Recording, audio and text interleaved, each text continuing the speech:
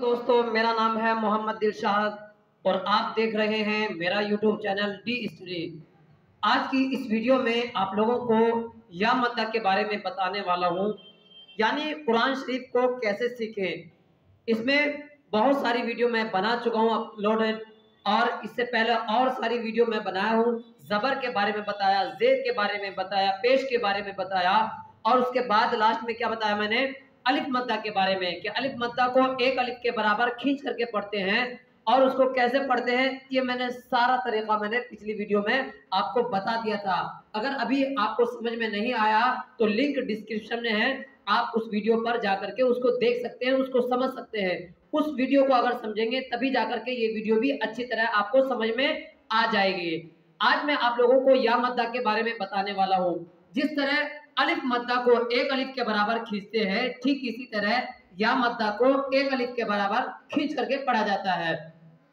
अब इसको कैसे पढ़ेंगे और कैसे समझेंगे कि ये या मद्दा है कि नहीं, और उसका तरीका क्या होगा, पढ़ने का तरीका क्या होगा, ये सारी की सारी वीडियो में इसी वीडियो में आपको बताने वाला हूं। तो चलिए शुरू करते हैं।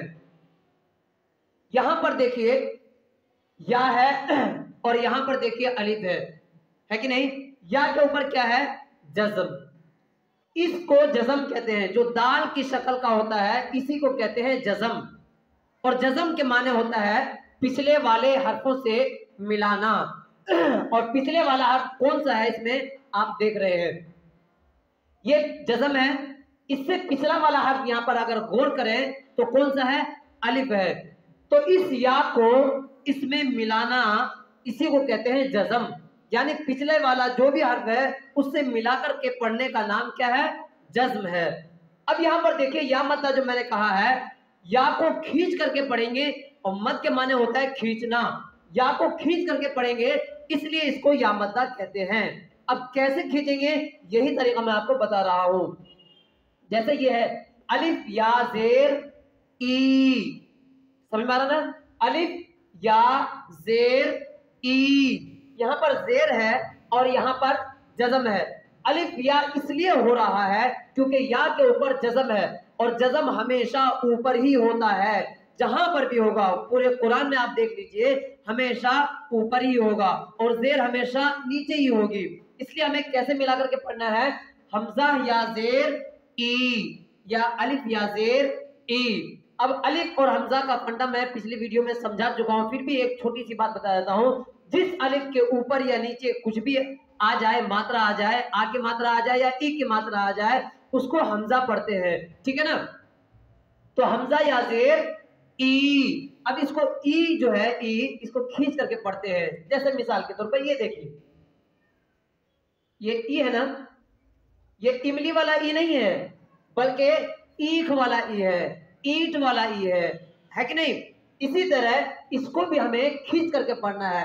इसे खींचने का नाम है या मद्दा। अलिफ मद्दा के बारे में मैंने बता दिया, अब ये या मद्दा है तो या मद्दा के बारे में भी मैंने आपको बता दिया। मुझे लग रहा है या मद्दा आप समझ गए होंगे।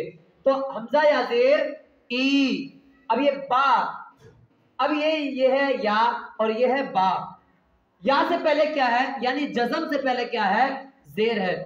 अब जहां पर भी पूरे कुरान में आप देखेंगे, जहां पर भी जज़म होगा उससे पहले ज़ेर हो या पेश होगा या ज़बर होगा, यही तीन चीज होंगे। पूरे कुरान की बात मैं बता रहा हूं। अगर कुरान शरीफ आपको पढ़ना है, ढंग से पढ़ना है, तो आपको इस चीज में गौर करना होगा। पूरे कुरान में मैं बता रहा हूं, जज़म से पहले या तो ज़बर होगा या ज़ेर या पेश, इन तीनों के अलावा कुछ नहीं होता है आमतौर पर। और अगर ज़ेर हो जाए तो उसको खींच करके पढ़ेंगे, और अगर ज़बर आ जाए, जज़म से पहले ज़बर आ जाए, तब खींच करके नहीं पढ़ेंगे। समझ में आ गया होगा मुझे लग रहा है। मिसाल के तौर पर मैं फिर भी समझा देता हूं। ये ज़ेर है ना, ये जज़म से पहले ज़ेर है, यहां पर भी जज़म से पहले ज़ेर है, यहां पर भी जज़म से पहले ज़ेर ही है। तो अगर जज़म से पहले ज़ेर आ जाए उसको खींच करके पढ़ेंगे। और कैसे खींच करके पढ़ेंगे, मिसाल के तौर पर यहां देखिए, सा है ये और ये है या, तो सा या ज़ेर सी, यानी खींच करके पढ़ेंगे। इसी तरह ये जीम है, ये या है, तो जीम या ज़ेर जी।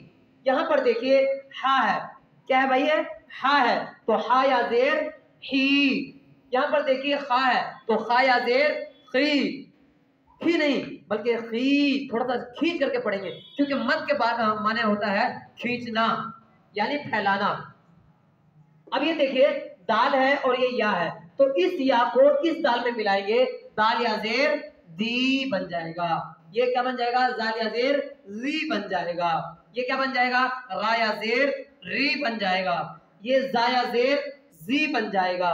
ये सीन या जेर सी बन जाएगा। ये शी बन जाएगा। क्यों? इसलिए कि शीन या जेर शी, स्वाद या जेर सी, ज़ाद या जेर जी, तो या जेर ती, जो या जेर जी, आइन या जेर ई, गैन या जेर गी, फा या जेर फी, काफ या जेर की, काफ या जेर की। यहाँ छोटा काफ छूट गया है तो उसको कोई बात नहीं, लिख देते हैं, इसमें क्या है।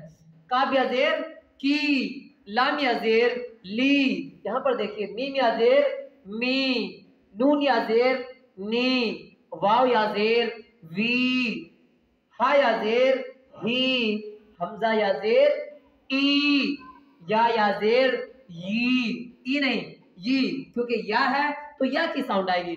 यानी जो भी वर्ड है यहां से लेकर के ऊपर से लेकर के नीचे तक सब में कोई ना कोई आपको क्या लगेगा, उसको खींच करके पढ़ेंगे। जैसे जज़म है तो जज़म से पहले हमें देखना है, अगर जबर होगा तो खींच करके नहीं पढ़ेंगे, जल्दी पढ़ेंगे, और अगर जेर होगा तो फिर क्या करेंगे, खींच करके पढ़ेंगे। समझ में आ गया? मुझे लग रहा है इस वीडियो से आपको जेर का फंडा भी समझ में आ गया है और जज़म का फंडा भी समझ में आ गया है, और इसी को या मद्दा कहते हैं तो या मद्दा का फंडा भी आपको समझ में आ गया है। तो आई होप, मैं उम्मीद करता हूं आपको ये पूरी वीडियो अच्छी लगी होगी। अगर ये वीडियो आपको अच्छी लगती है तो आप मेरे चैनल को डी स्टडी, ये चैनल है मेरा ही चैनल है, इसको आप सब्सक्राइब कर सकते हैं और शेयर कर सकते हैं, दूसरे भाइयों को भी पहुंचा सकते हैं। और अगर आप माता पिता है तो अपने बच्चों को भी ऐसे ही पढ़ा सकते हैं।